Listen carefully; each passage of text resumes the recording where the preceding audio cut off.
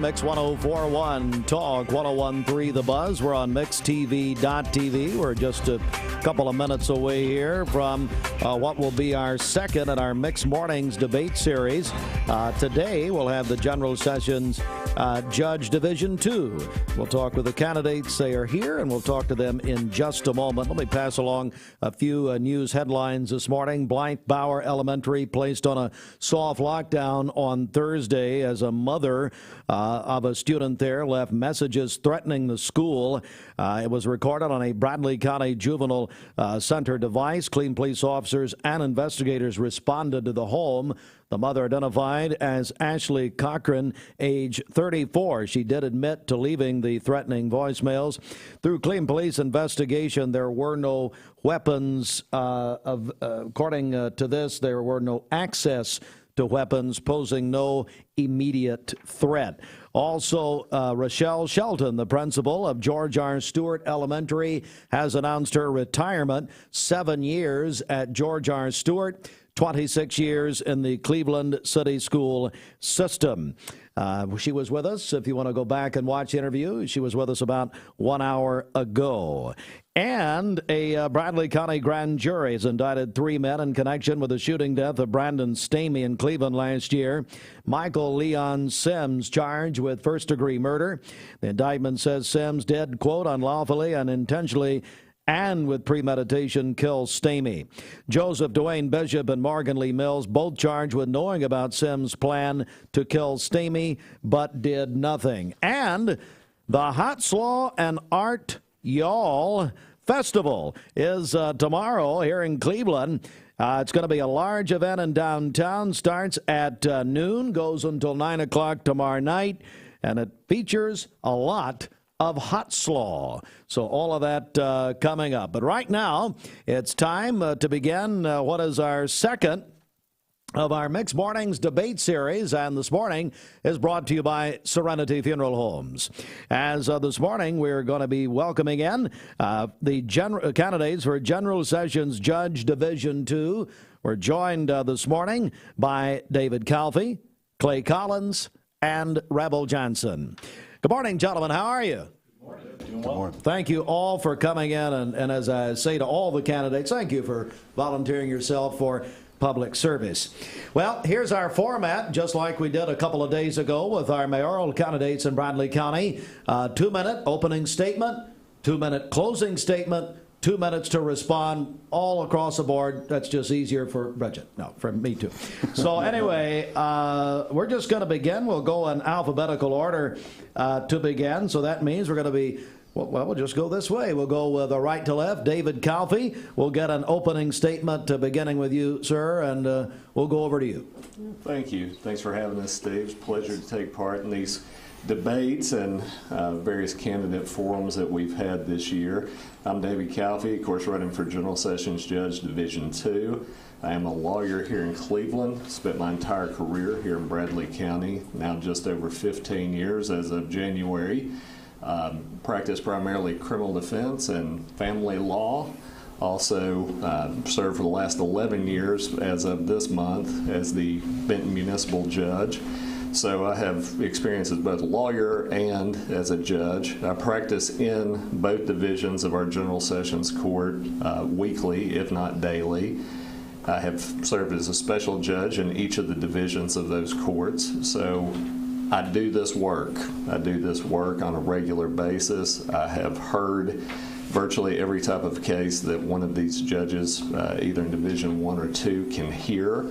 I think that puts me in a position where I have the unique experience, both as an attorney and a judge, to go to work in this position on day one. We've talked at length during these debates and forums about the need for improvement in our Sessions Court, both in terms of efficiency of processing cases and how we're treating particularly drug-related offenses, and encouraging the use of alternative sentencing. And then lastly, again, Division 1 and 2 are supposed to be one part of a bigger, or two parts of a bigger whole.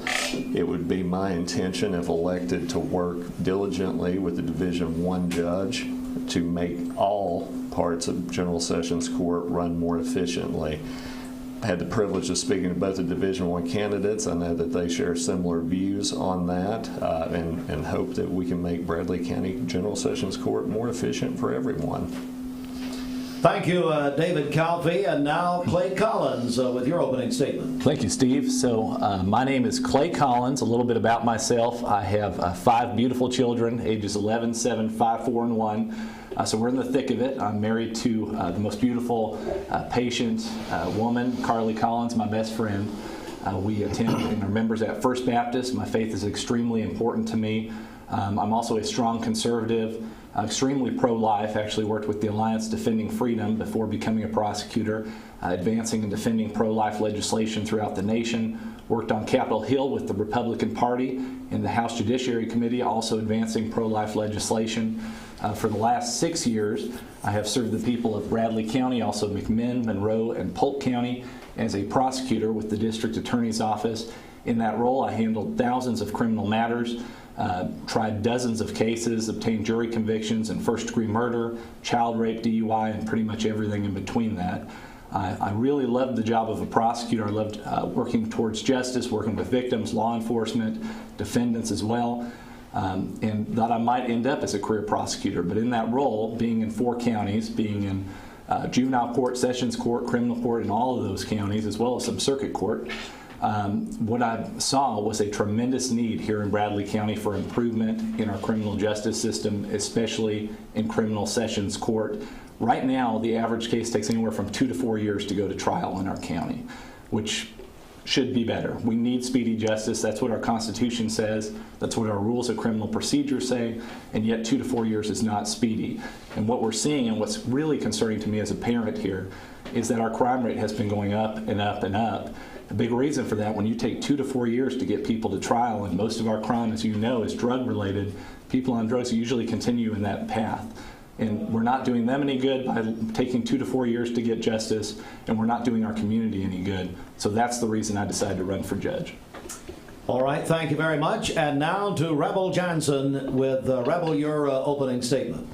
Thank you, Steve. I have been a longtime resident here in Bradley County in Cleveland.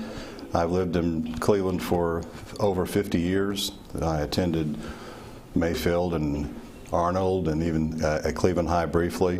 I came back in 1977 after we had moved, my family had moved to North Dakota of all places, but my dad was a dean of a Bible college in Minot, North Dakota.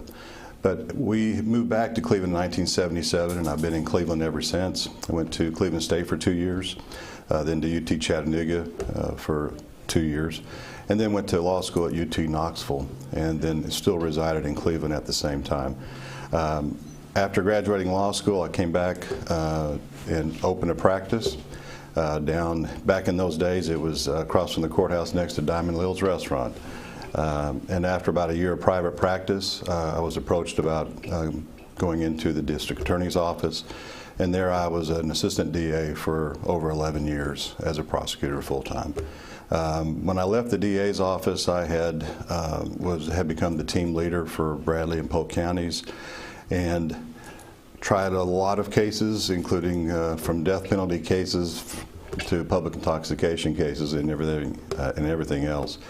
But during that period of time, I decided that I would go back into private practice, and I've been in private practice here in Cleveland for over 20 years. I practice with Richard Banks. We do some bankruptcy work, of course, as the mainstay, but we also do a lot of other things, even including class action lawsuits, medical malpractice, domestic relations, and so forth. I mention that because I have a wide range of legal experience that I bring to the table for this job, and I do think even at a sessions level, the more experienced person that you can have on the bench, the better. The community is best served, and that's what I bring to the table.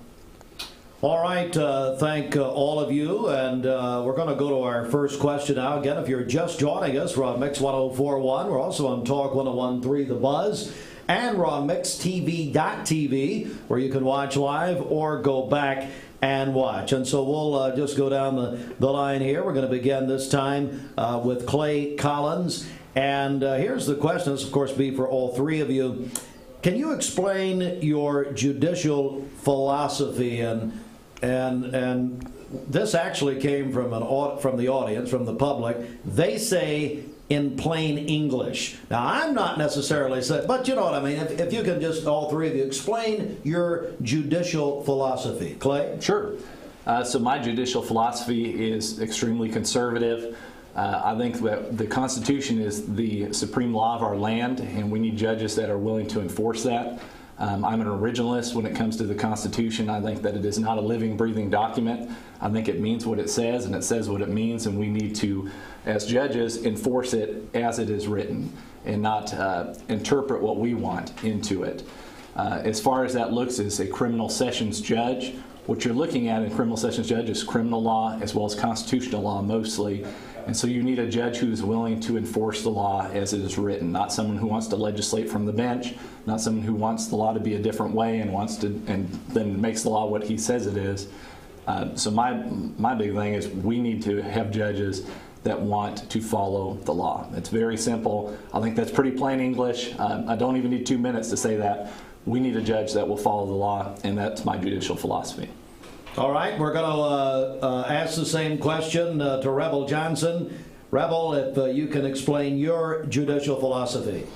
Well, some of it is like what Clay has said this morning. It's to follow the law. Look, we all have struggles with the law. To say that Nashville's got it all right isn't correct. What I intend to do is when I see problems in the law, then I will meet with, on an annual basis, the state reps and the state senators about changes that need to be made. And that's a pretty common routine thing that happens every year, so it gets ready for the spring legislative session that we're having right now. So it is incumbent upon a judge to apply the law even when he or she thinks the law is too harsh or too lenient. You apply the law. That's it. Even when you think you know better, and maybe you do. So it's, to me, a conservative judicial philosophy means I'm not going to announce public policies about I'm going to revoke everybody's bond if they've been charged with an offense while they're on bond. You have a hearing. It's called due process from our Constitution, and it's central to our Constitution, due process. Now, as far as a more of a personal judicial philosophy, I'm going to be a judge who is quick to listen, slow to speak, and slow to anger. That's my person, but it's going to be what I would be on the bench. Quick to listen, slow to speak, slow to anger. In my 36 years of being an attorney, that's the judges that I want to emulate. And that works, and that's truth. And that's what I'll do as a judge. All right, and now the same question, David Calfee, for you, if you can explain your judicial philosophy. Sure, Steve. Well, and of course, I think the overarching thing that everyone will say is that judges do not legislate from the bench, or shouldn't. We have an entire branch of government and elected officials there who tell us what the law is. Judges apply the law as written. They do not create law and should not create law. Judges are not prosecutors. Judges are not defense attorneys. They are the fair and impartial finders of fact. They determine what the facts are by listening to the witnesses, determining credibility, and making a decision on what the facts of a case are, and then applying the law as written to those facts. Fair, impartial. The biggest complaint that I have heard in 15 years of practice is when people feel they are not heard. They come in, have a hearing, and say, "Judge didn't care what I had to say. Judge was not listening to me. Judge was having a bad day." Whatever the case may be, if people feel like they have been heard, whether the decision is for them or against them, they will be more comfortable with the system. They will feel more comfortable with the judge that's sitting on the bench. Fair, impartial, listening. That is what a judge is supposed to do. All right, gentlemen, we're going to take our first break as we did in our first debate. with the mayoral candidates a couple of days ago. We're taking 4 breaks right here, and so tell you what, Bridget, we're going to go to you for traffic, but we'll do that in about 10 seconds here. Stand by. This news brought to you by the Mark Shepard Agency of Shelter Insurance. Call 910-9393. 910-9393. I think it's safe to say that someday Mark will be prosecuted, so it probably needs to pay attention to this debate. Absolutely.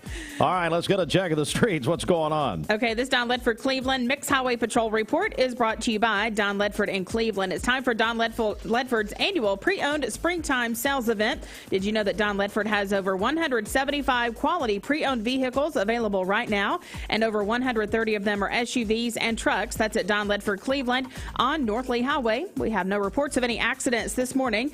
Drive safely out there, and as always, if you see a traffic problem, give us a call. The volunteer Rid-a-Pest Mix line is 614-6499. This traffic report is brought to you by Drain Right Guttering. Call them at 423-472-7018. Online at drainrightguttering.com. The go-to gutter guys. We'll check your Mermaid Mattress Weather Center forecast coming up. This half hour is sponsored by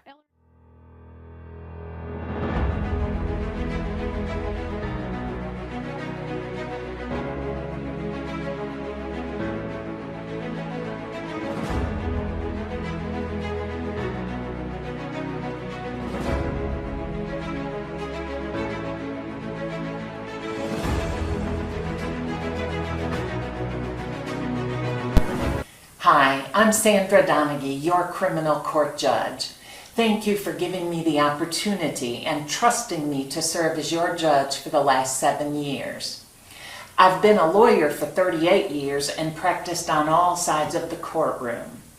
My husband and I live here in Cleveland, but my judicial district covers Bradley County, McMinn County, Monroe County, and Polk County. As your criminal court judge, I have worked hard to hold offenders accountable, guard the rights of victims, yet give those that really want to change their life an alternative. I am seeking re-election. The primary is May 3rd, 2022. I humbly and respectfully ask for your vote. If you'd like more information, please see my Facebook page at Sandra Donaghy, Criminal Court Judge. Thank you. This is Sandra Donaghy, and I approve this message. This is Andrew Morgan. The Bradley County Juvenile Court serves to rehabilitate our children who find themselves on the wrong side of the law. I humbly ask for your vote as the conservative, honest, and fair candidate for Sessions Court and Civil Court Judge on May 3rd, 2022. Let's break generational cycles for our children. paid for by the committee to elect Andrew B. Morgan, Ben Absher, Treasurer. Being around people is my joy and my passion. So when they come in here, I do feel free to carry the integrity that Mermaid has. No matter what your job description is here, somehow or another you're impacting somebody's life.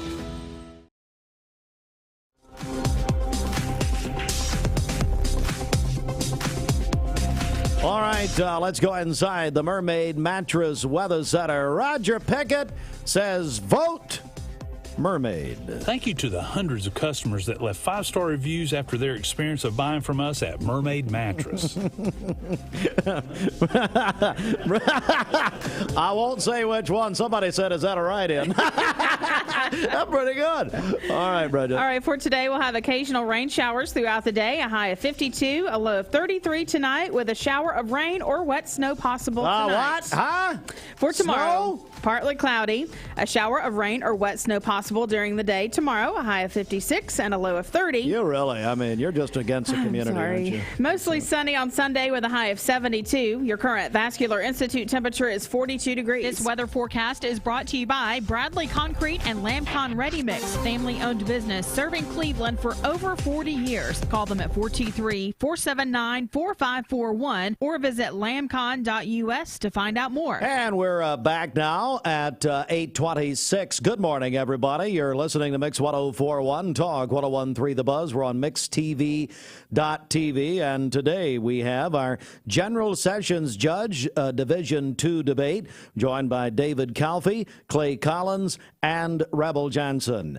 As I really appreciate these gentlemen coming in this morning. All right, we are going to continue now. We're going to begin with Rebble Johnson, and so you'll get this question first.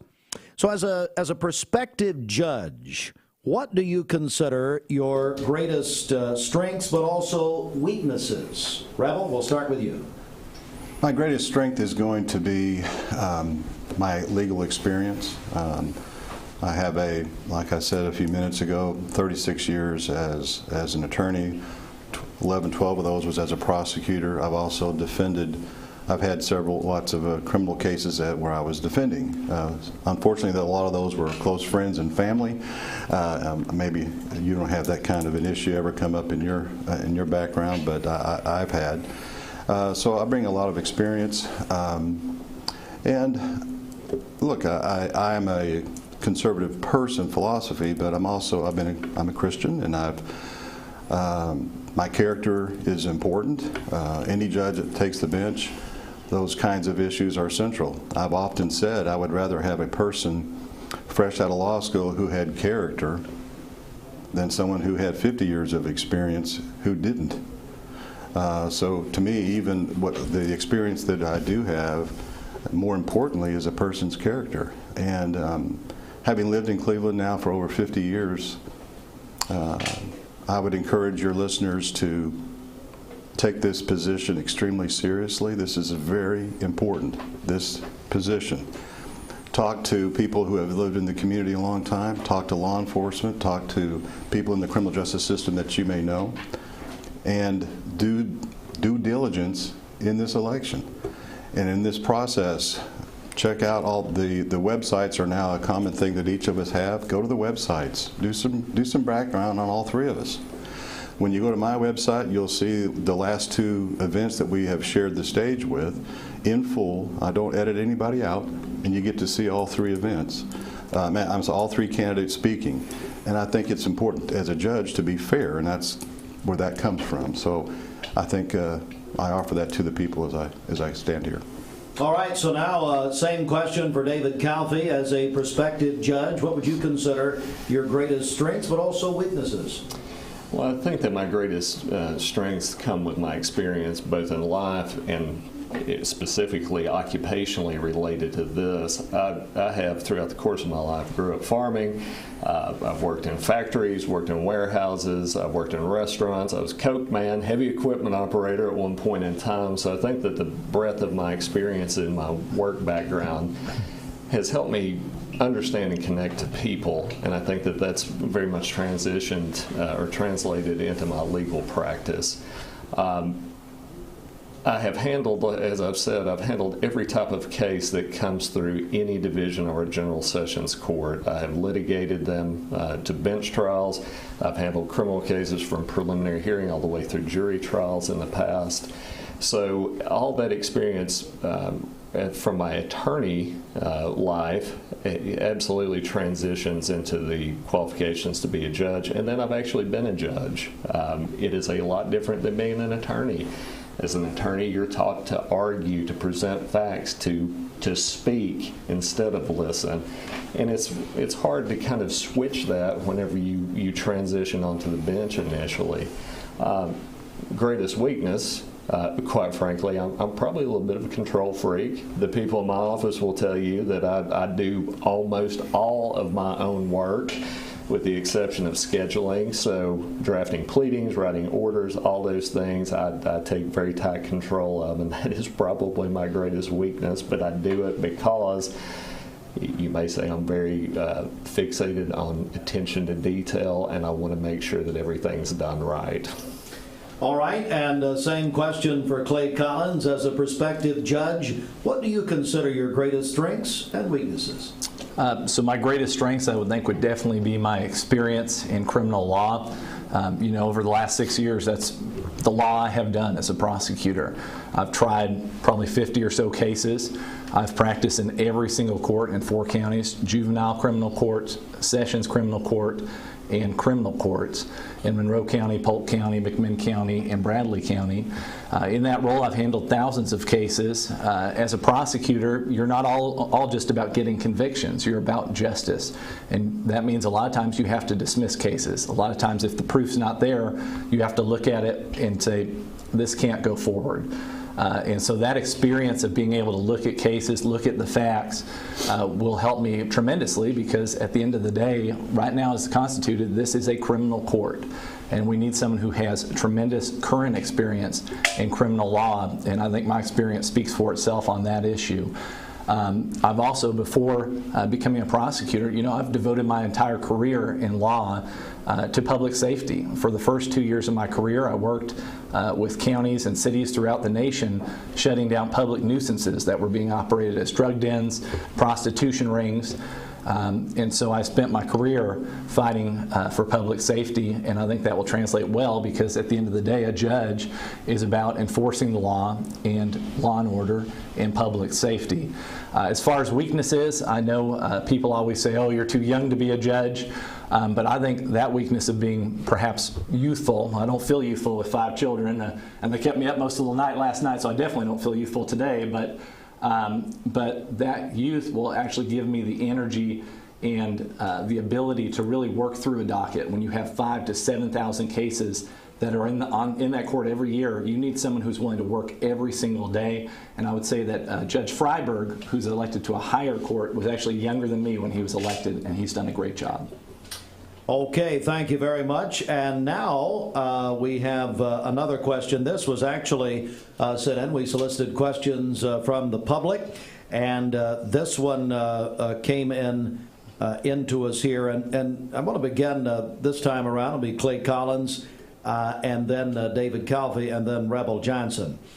What injustices have you witnessed in or outside the courtroom, and what has your response been to those events? And Clay Collins, we're going to begin with you. Okay. So the biggest injustices that I see on a pretty much a daily basis here in Bradley County is just a delayed justice system. The old saying is justice delayed is justice denied, and I really think that's true from being able to see that for the last 6 years. When you take 2 to 4 years to get people to trial, it's not good for the people that are on trial, that are accused of a crime. It's certainly not good for victims. It's certainly not good for society. I've seen people that have been acquitted after 3 or 4 years with a case pending because of our court system not getting cases to trial. I've seen victims leave the courtroom in disgust because they've gone to court over and over and over and over again. And I think victims often are kind of the forgotten people in our society. We have such a victim mentality. For victims, everyone's a victim except true victims. And I think our justice system right now, when you take 2 to 4 years to get to justice and resolution of cases, it does not do victims any good. It's also, when most of our crime is drug related, what we're seeing right now in our county, because our crime rate's gone up, is law enforcement's doing a great job. But you take 2 to 4 years to get someone who is on drugs to accountability, usually they continue in that pattern. And that's an injustice to them, because we're turning drug addicts with an inefficient court system into career criminals within 3 to 4 years. We need to get better as attorneys. We need to get better as prosecutors, as defense attorneys, as judges, in saying, look, we need to start getting speedy justice. We cannot keep delaying justice. That's an injustice to delay justice. And so that generally that would be the biggest injustice I see, is just a delayed system. All right, same question. We're going to go now to Rebble Johnson. What, again, injustices have you witnessed in or outside the courtroom, and what's your response been? In our nation, we've had several cases that have come up where individuals have been on death row. And as the years passed, it turned out that some of these individuals on death row did not deserve to be on death row, and as a matter of fact, didn't commit the murder to begin with. And that was some cases in Illinois and other states. Several years ago, I was approached by State Senator Dwayne Bunch, and he asked me if I would join the commission, the oversight commission of what is called the Post-Conviction Relief Defender. which I would say 99% of your listeners have never heard of before. But think of it this way, that the post-conviction relief defender is, in other words, their sole job is to represent individuals on death row. All of their clients are on death row here in Tennessee. I am the chairman of the Oversight Commission, and in that job, I played an important role in the hiring of the current defender. Look, there's nothing more unjust than a person on death row who shouldn't be there. That's the worst of the worst. And I have the attitude that I don't want Tennessee to be an example or have any such kind of problem in our government. So I took on that role, and I've been on the commission for over 10 years, to where I want that office to be as strong and represent individuals in a professional way. And that may surprise some of your listeners this morning, me being a former prosecutor for so long. But I want to make sure we get it right. And there are cases that have got it wrong. And I think if we have a strong public defender of death row inmates, that it's another safety valve that someone who's on death row should be on death row. So that's one example of injustice that I've seen elsewhere, that I've taken an active role myself, seeing that it doesn't happen in Tennessee. David Calfee, same question. What injustices have you witnessed in or outside the courtroom, and what has been your response? You know, there's a little bit of a deeply personal question in some ways, because throughout the length and breadth of my practice, I've worked a lot in cases that involve allegations of child abuse.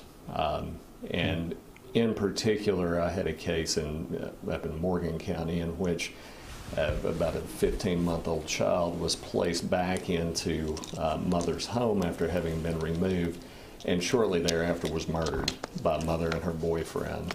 I learned about this as I was traveling back from vacation. First call I got as I got off the plane in Atlanta was the fact that this child was dead. Up until that point in time, as a young lawyer, you get appointed to a lot of different type of cases, and you get appointed to represent parents who are accused of this sort of behavior, both in criminal court and in juvenile court. And when this case happened, and I saw just the shattering effects that it had, not just on my client, the father, but also on the other children in this case, I made a specific and conscious decision. I went to the juvenile court judges whose court I worked in and said, look, I'm not representing parents anymore in these type of situations. Take me off the appointment list.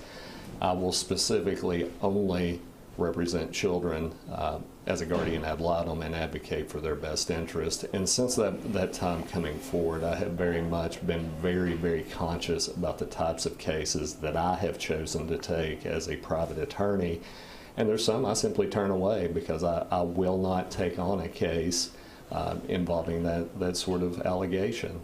So that was a tremendous injustice to this child, and it profoundly affected how I handle my own practice.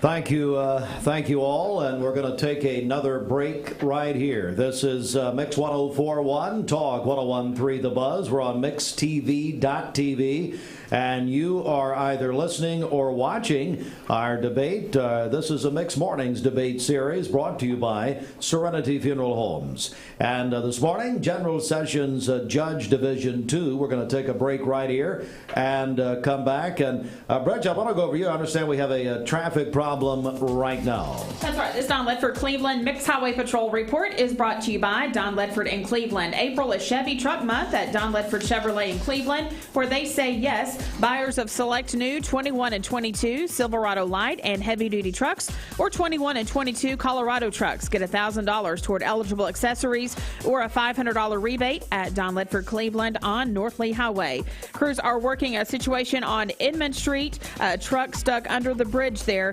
on Inman Street, so one lane on the eastbound side of things is shut down as of right now while they get that cleared up and out of the way. So again, that's Inman Street right there at the bridge. A truck stuck under the bridge. We'll keep you up to date on that. If you see a traffic problem, give us a call. The volunteer Rid of Pest Mix line is 614-6499. All right, and we will come back with more in just a moment. Stand by at 19 before the hour. I was wondering. Hello, my name is Paul Rush, and I'm running to be your next criminal court judge in Tennessee's 10th Judicial District against Sandra Donaghy. In these unprecedented times, it's vital that we take a hard look at who's leading us at every level of government. I'm running because our community deserves a judge who can get the law right, who has the energy to enact meaningful change, and the courage to preserve our conservative Tennessee values in the courtroom. I am a native Tennessean. I was born here. I was educated here. I'm raising a family here. I serve here. I've practiced criminal law here locally for nearly 2 decades from both sides of the courtroom. I will ensure that my rulings are fair, just, and accurate the first time. Together, we can be the change this community needs. For such a time as this, I am asking for your vote in the May 3rd Republican primary. Thank you. I'm Paul Rush, and I approve this message. I told my son to find me the nicest place to live in Cleveland. He said, Dad, there's only one place, and that's Garden Plaza. And I moved into the patio home. Everybody knows your name from day one, and there's something to do all day long if you want to participate in it. You cannot possibly be bored at Garden Plaza. It is just great, and their food is outstanding. It's out of this world. And I'm so happy I'm here. Garden Plaza is it for me. We're here at Mountain View Nissan of Cleveland. We are here with great service. We're here. We're here. We're here. We're here with great deals. We're here for you. So come get huge Nissan savings when you shop Mountain View Nissan of Cleveland and Cleveland-Nissan today. Home of the exclusive lifetime warranty. Double sausage, unbeatable. Freshly cracked egg, unstoppable. Melty cheese, undefeated. On a made-from-scratch biscuit, yep, the breakfast game is officially over. Bite into the new Hardee's Ultimate Sausage Biscuit and win the AM. Equal housing lender. All right, we are Mix 104.1. Good morning. We are Mix 104.1. Good morning, everybody, and welcome back in as we go to the Mermaid Mattress Weather Center. On your picket. Now is the time to take advantage of 5 years interest-free financing when you purchase any Tempur-Pedic mattress set from this area's original Tempur-Pedic dealer, Mermaid Mattress. All right, for today, we'll have cloudy skies early in the day and then a chance of rain showers this afternoon, a high of 52 and a low of 34 this evening with a shower of rain or wet snow possible tonight. For tomorrow, we'll have partly cloudy skies, a shower of rain or wet snow possible during the day tomorrow, a high of 56 and a low of 31 tomorrow evening. Mostly sunny on Sunday with a high of 73. Your current Vascular Institute temperature is 44 degrees. This Mix 104.1 weather forecast is sponsored by Life Care Center of Cleveland, celebrating more than 45 years of serving the needs of the aging community. Life Care Center of Cleveland. All right, welcome back, everybody. It's Mix Mornings. Mix Mornings is served by Taziki's. Get a great lunch or dinner at Taziki's. Our debate series continues this morning, and in this third segment, again, we're joined by our General Sessions Judge Division II candidates, David Calfee, Clay Collins, and Rebble Johnson. Next question also sent to us, gentlemen, by the public. Really appreciate public's really gotten involved in sending us questions for these debates. Really appreciate it. And we're going to begin this time with David Calfee.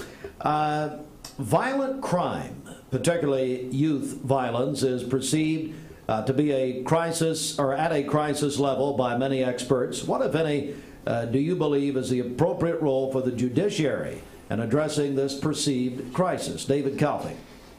Well, I think that what you have seen both in the juvenile criminal and criminal side of things, adult criminal side of things, is you have seen an increase in violent crime.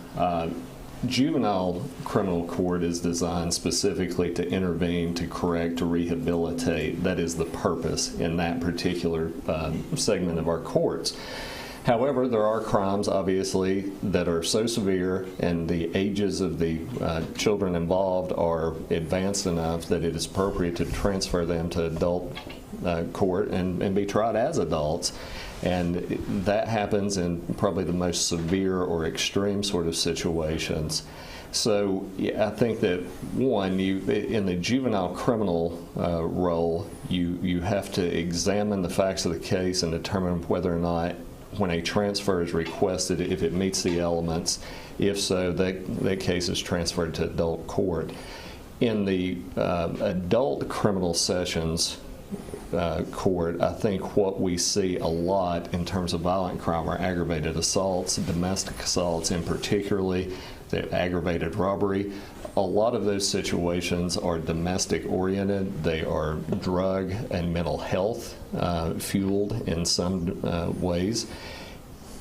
Part of what we are supposed to do whenever you're looking at bond issues is determining two things, both securing appearance of the defendant and then two, protecting the public. And there are people who are violent in nature who do need to be detained. They need to be held in jail pending a preliminary hearing and then passing that over to our grand jury. But then also getting mental health and drug treatment services connected with those individuals, I think, is very important to help resolve the underlying issue. All right, thank you. And I'm going to go to Rebble Johnson now. Violent crime, particularly youth violence, perceived to be at a crisis level by many experts today. What, if any, do you believe is the appropriate role for the judiciary in addressing this perceived crisis? Well, people should be held responsible for their conduct, whether they're a juvenile or an adult. And as counsel said just a minute ago, I agree. In a juvenile setting, and you have a criminal case of which, although we're in criminal, this particular position is General Sessions adult, I do anticipate, as Mr. Calfee has said, being over in juvenile, presiding over juvenile court at times. And the transfer hearings, I have been a part of that when I was in the DA's office often. They were rare, but when the offense was egregious enough and a juvenile's record comes into play in answering that question as to whether or not they should be transferred to adult court. So it's a significant, and there are some technical rules that have to be followed. So number one, you follow the law, you hold people accountable for their conduct, whether they're 16 years old or 17 years old, you still hold them accountable, and you proceed, and you listen to both sides, you determine the facts, and you go in that direction. So and also as a young person in adult court, same thing. You know, some people, I'm all for individuals who want help. I'm all for, as a judge, being a person who would help facilitate them getting some help even after an offense is committed. On the other hand, what I have been saying for the last several months is I do think there are other things that we can do that could actually prevent some things from happening ahead of time. And I have challenged the criminal justice system in a lot of the things that I've been saying over the last several months and saying, look, can't we do something? The criminal justice system has to be reactive to law being broken. But there are some things that I think, and as a judge off the bench, I am going to facilitate doing some things that actually might prevent some crimes from occurring in the first place. And that's what I would also like to further discuss with the public. Okay, thank you. And repeating the question for you, Clay, and that is violent crime, particularly youth violence, perceived to be at a crisis level by many experts today. What, if any, do you believe is the appropriate role for the judiciary in addressing this perceived crisis? So violence has been with us since Cain killed Abel. Unfortunately, it's part of the human condition. But it has been going up, and one of the main reasons for that is studies shows that when you have fatherless homes, that's one of the biggest factors in criminality. Unfortunately, the judiciary can't do much to fix that issue. But specifically as it relates to being a judge, the biggest factor that I've seen is most of our crimes here, violent crimes included, are related to drug use and also mental health issues, and a lot of times it's a chicken and an egg with, does the drug use come first or the mental health issue? And as a judge, what you need to be looking at is we need to make sure that the people who are out there and who are committing violent acts cannot continue to commit acts. They can't keep committing the acts over and over. And I know I've spoken with law enforcement recently, and one of their biggest concerns was that at the lower level right now, people who are stalking people, people who are beating people up, violating orders of protections, are getting low bond and then getting out on a bond, getting another bond, getting out on a bond, and usually and oftentimes going back to the exact same victim to re-victimize them. That needs to be put a stop to. If people continue to commit acts of violence, our lower court has the power to revoke bonds. That needs to be looked at, and a judge needs to be willing to do that. I would be willing to do that. As it relates to youth, like both of my counterparts have said, this is the adult court, but we would be able to hear juvenile cases. And I think you look at the facts of every case, and if it is severe enough, you need to transfer it to adult court. I think we do have an epidemic of youth crime. We saw, Joker, the police dog that was shot by a juvenile. There was recently a break-in here in town where the burglar was shot, and one of those people that broke in was a juvenile. So we need to be willing to take a hard look at the system, because right now, this delayed system of justice, we need to do better.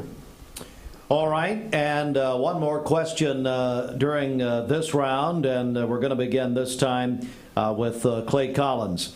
What have been the most effective methods for improving court procedures and efficiency? We've heard a lot about court efficiency, really, from all the judicial candidates in this election.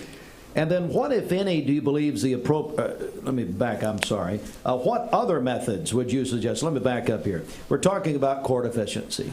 So what are you seeing that is working, and then what would you suggest maybe in a new format? Clay Collins, will begin with you. Okay. So the biggest thing that makes for an efficient court system is when both sides, prosecutors and defense attorneys, are ready for court the day of court. And that, for me, is always when cases get handled the quickest, is when both sides are ready to go. In criminal sessions court, since most people have not hopefully been in the criminal system, that's the lowest court. So everything starts down there. You have a right to a preliminary hearing in that court. Under our rules of criminal procedure, that hearing really, it's a right to have within 30 days, which we hardly ever honor that, because we don't have this efficiency. We don't have people on both sides always ready to go. So that's the biggest issue there, is we need to have attorneys ready to work when court is there. As far as a judge can do a lot to get dockets moving. A lot of times delay tactics are part of the strategy and the gamemanship of it. I was a defense attorney 6 years ago, so I understand that. If you can continue a case as long as possible, it gets a lot better for your client, because people forget things, people move, people retire. So you need that's why we have judges to say you can't just keep kicking the can. And especially at the lower court, you need a judge who's willing to say that on the daily basis. No, you can't keep continuing it. No, you can't, continue it another 2 months, 3 months. Any other job, if you show up and say, boss, I'm not ready to go today, you will not be there very long. So we need judges that are willing to hold people accountable to be ready on both sides of the aisle. That's something that I'm committed to doing as a judge. I've talked about putting down a rule that we need to hear every case within 3 months. If you have a hardline rule like that as a judge, attorneys will come to court ready. I've seen that work in other counties. I know that McMinn County might not have the hardline rule like that, but I do not see cases there lasting more than 6 months. Here in our sessions court, routinely you see cases lasting more than a year. So we need judges holding people accountable. All right, and going to repeat the question here, as we're now going to go to David Calfee.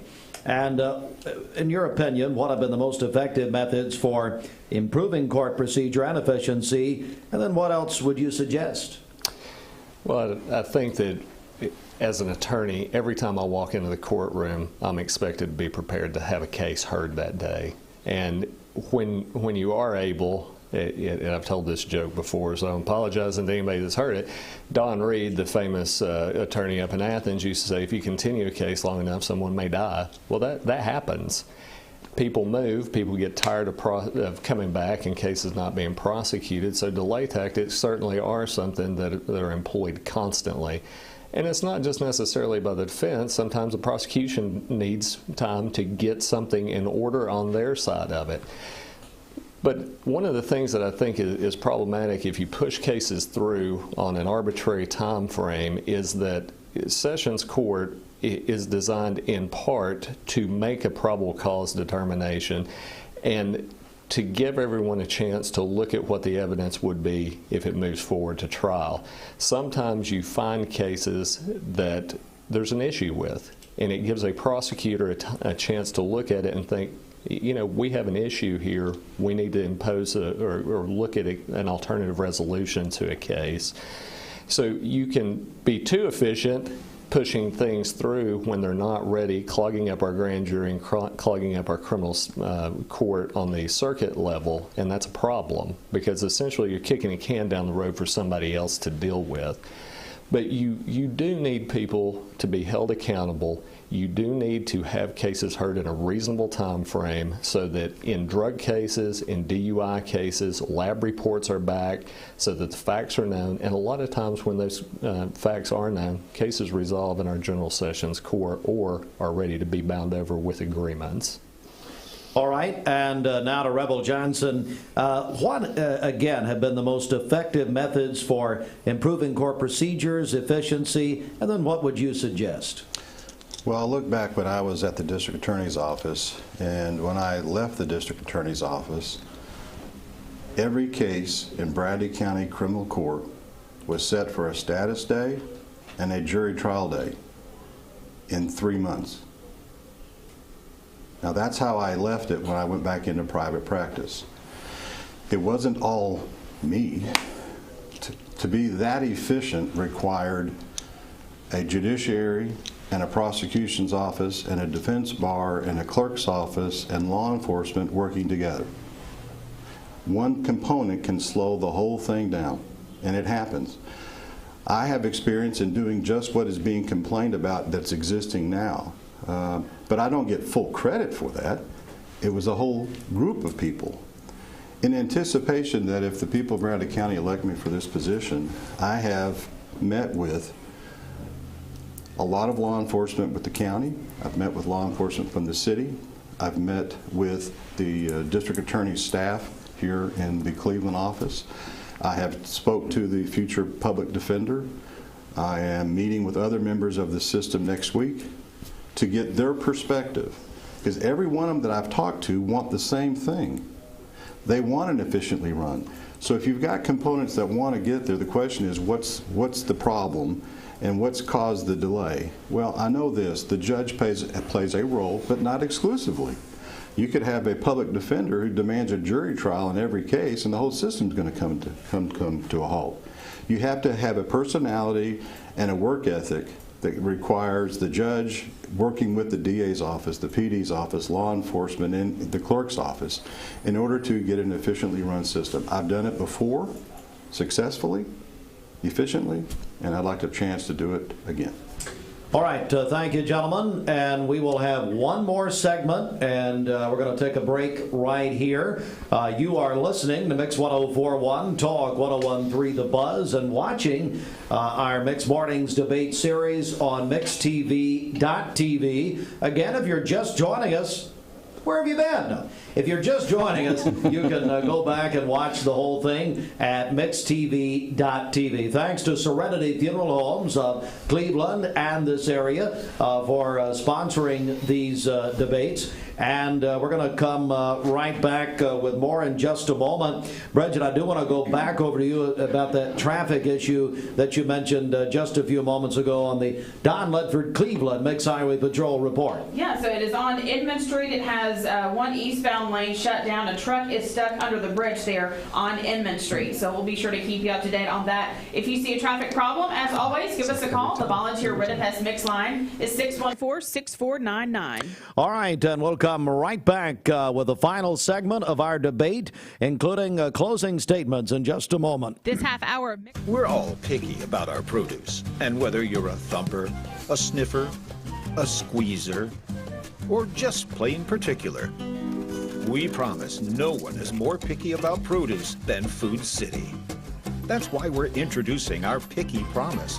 Whether it's from farms down the road or tropical produce from the ends of the earth, we guarantee it's fresh or we'll replace it. You see, we're picky about produce, so you don't have to be. This is John Davis, the trade-in man for Kia Cleveland on South Lee Highway, with great news. Interest rates are super low, and your old car is worth more than ever. So if you're wondering if you should be buying a new Kia, it's a no-brainer. Worried about your credit? Don't sweat it. If you've got $500 down and you make $2,000 a month, I'll do my best to get you approved. Come see me, John Davis, at Kia Cleveland on South Lee Highway in beautiful Cleveland, Tennessee, where car buying is as easy as 1, 2, 3.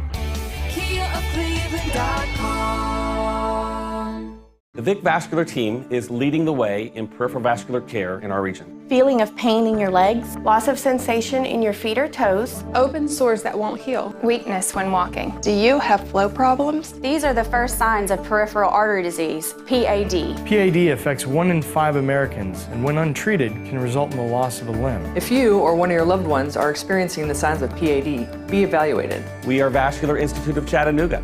We can help.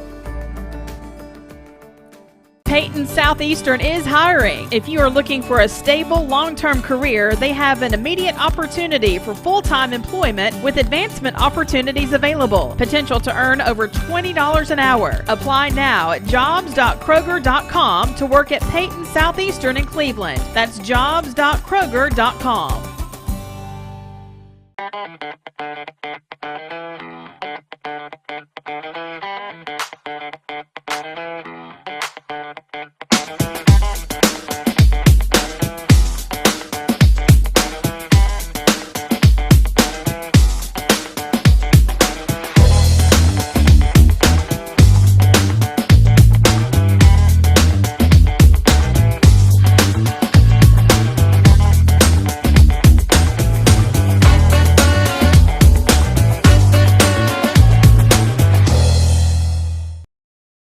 Judge.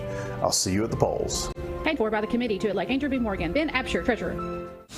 Broadcasting from the Kia of Cleveland Studios, this is Mix 1041 WCLE, Calhoun, Cleveland, Athens. Download the free Mix 1041 app at mymix1041.com.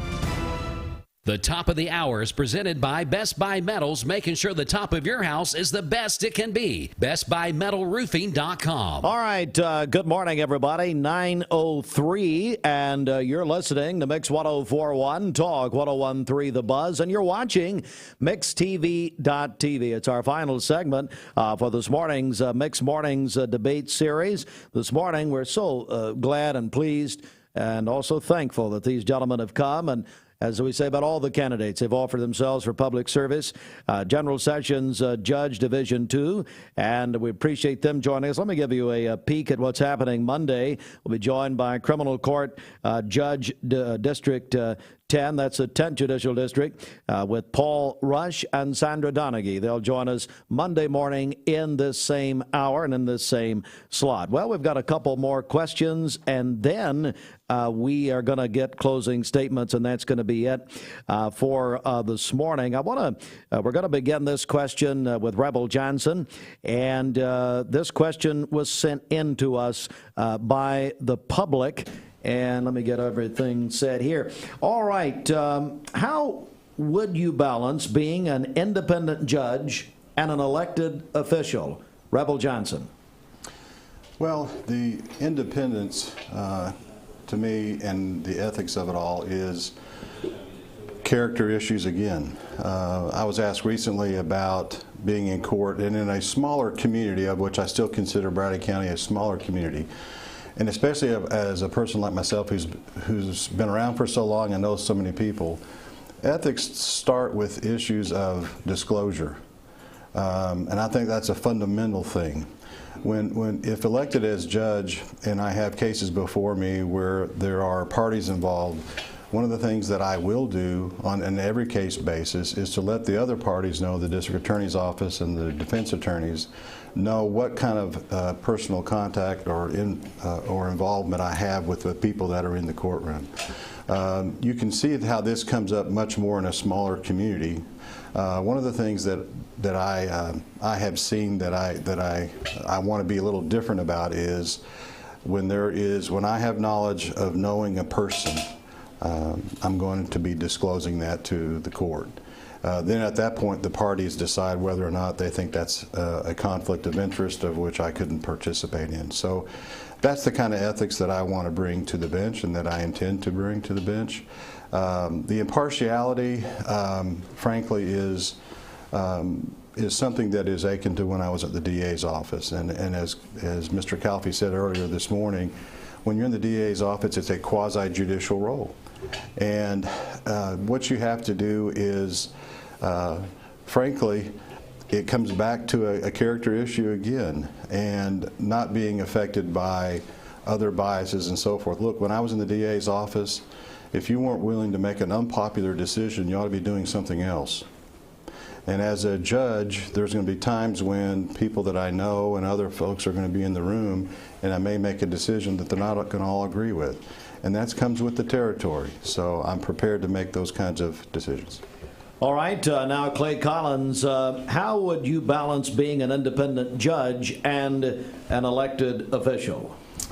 Yeah, so that's a great question because obviously as a judge you're running for office. But one of the big ways I've done that so far is I have not taken any campaign contributions from defense attorneys or from prosecutors. I think that you should, as judge, not probably accept money from people that are going to be in your court every single day. Another big issue, as a prosecutor, I had an ethical duty to uphold the law, to follow the law, and to seek justice. I think that is a similar duty to a job, albeit you're looking more at a fair level approach. The last year as a prosecutor, I worked exclusively as the DUI prosecutor. So the first 5 years I did everything from child rapes to public intoxications. My last year, I was exclusively the DUI guy. And that's an interesting crime because it happens to so many people who are good. You're generally good people. You're usually not, a lot of times you're getting DUIs from higher class people, people that are somebody in the community. And in that role, I prosecuted based on the facts of the case, not based on who the person was who committed the crime and whether they committed it. And so that's the same kind of approach you need to have as a judge. As a judge, you need to say, what are the facts? It doesn't matter who your father is. It doesn't matter who your attorney is. What is the case? And that applies whether it's a victim or a defendant. You have to look evenly. I agree with Rebble. If there's a conflict there, that you're a great friend to someone, it's someone in your small group at church, or I bet you coach baseball with them, you need to disclose that up front to everyone involved. And that's a great thing, is that we have 2 sessions courts here. And they have the same jurisdiction, and whether it's Judge Painter or Judge Morgan, I'd be able, as judge, to say, look, this is a conflict. I'm going to go ahead and transfer this case to the other sessions court. And so I will definitely do that when the opportunity is there. And so that would be my response to that. You need to be ethical and fair in every proceeding. All right, and David Calfee, the same question. How would you balance being an independent judge and an elected official?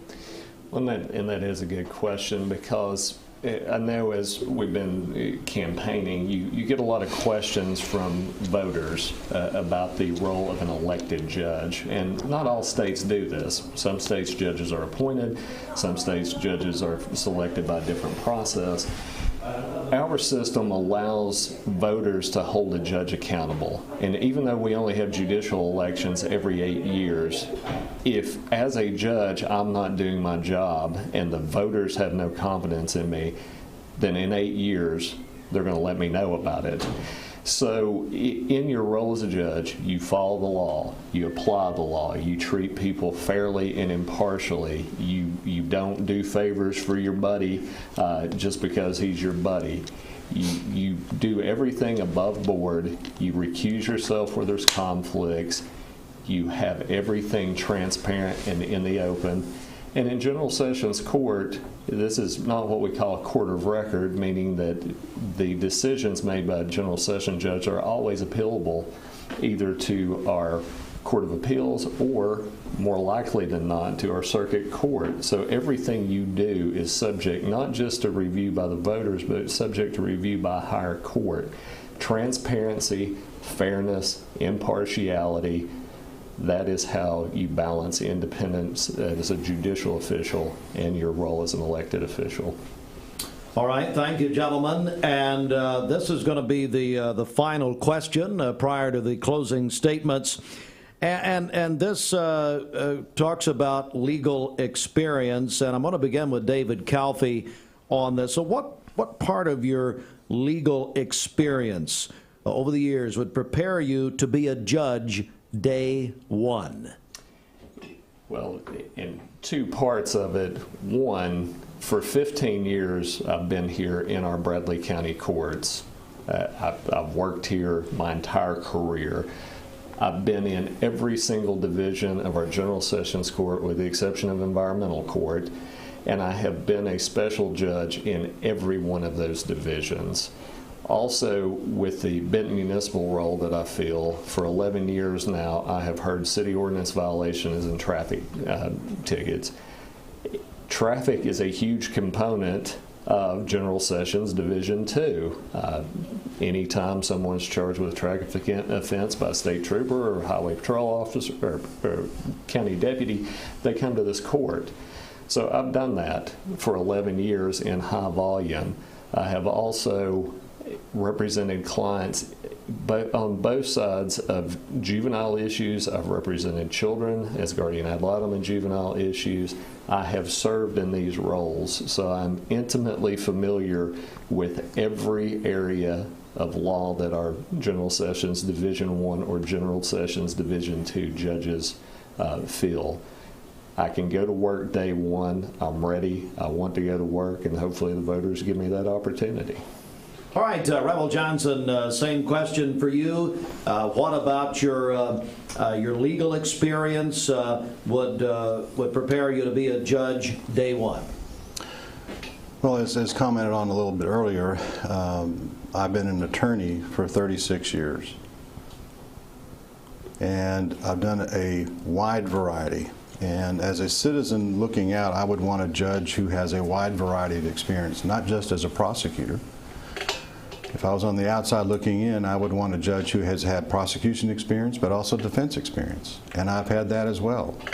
I've also had a myriad of experience involving a lot of other cases involving civil cases, domestic relations, property line disputes, contract disputes, like I said earlier, class action lawsuits, even medical malpractice. So I bring to the table more than my competitors.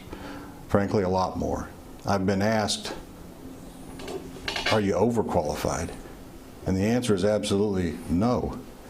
For this position, you can't be overqualified for the job. It's not possible. I've got things to learn still, and I look forward to it. But I do bring a lot to the table as far as my experience is concerned. And I think you need that. You're dealing with a lot of attorneys, too, that are very experienced. They've been at it for a long time, 30 and 40 and even 50 years of experience, some of them. So you better, as a judge, be prepared. And you better know some things other than just what a criminal statute says and the rules of criminal procedure. That's the basic, but you need some more to be effective. And I bring that to the people, and the experience helps me to be able to, if elected, take the bench from day one and be a good judge. All right, and Clay Collins, same question. Talk about as far as your legal experience and how that would prepare you to be a judge day one. Sure. So unlike has been suggested over and over again, I actually have done defense work in my career. I spent the first 1.5 to 2 years of my career defending cities and counties in lawsuits. I also worked shutting down public nuisances, drug dens, and prostitution rings. In that, I did zoning ordinance law, I did constitutional law, First Amendment law, appellate work in federal courts. So the suggestion that I've only been a prosecutor is wrong. I would note on years of experience too, I think, if that was all that really mattered to a job, then Joe Biden would be he's the most experienced president we've had, and I'll leave the viewers to know probably where we stand on Joe Biden as a good president or not. So as far as my experience that is relevant experience, because I think that is the most important thing for a judge, my criminal law experience the last decade is second to none of the candidates. I've been in every single criminal court in our district, which is 4 counties. That is 4 juvenile criminal courts, 4 sessions criminal courts, and 8 different criminal courts in each county. I've also practiced public nuisance law in front of Judge Sharp and shut down multiple drug houses. I've argued hundreds of motions. I've reviewed dozens of search warrants, which is a big part of being a sessions judge, is reviewing and then signing a search warrant or not signing it if it's not appropriate. I have worked with law enforcement. I have made probable cause findings thousands of times and helped see if there was probable cause or not. This is something that I have done, and I have committed my career to public service and to public safety, and that will translate well to a judge because that is the skill set that we need in a criminal sessions court judge. You need someone who is experienced in criminal law and has that experience recently. All right, thank you all very much. It's now time for our closing statements, and the candidates will have two minutes for a closing statement. We're going to begin with Clay Collins. And again, 2 minutes, closing statement. Clay? Well, Steve, thank you for having me here today. I appreciate the ability to talk to voters. You know, my message has been simple from day one of this campaign, is that I think we really need to make significant improvements in our justice system, especially in our criminal sessions court. You know, as a prosecutor, I was in that court every single day. I was in all the sessions courts throughout our district, and the way Bradley is currently operating needs to be fixed. It needs to be improved. We cannot have cases taking 2 to 4 years to go to trial.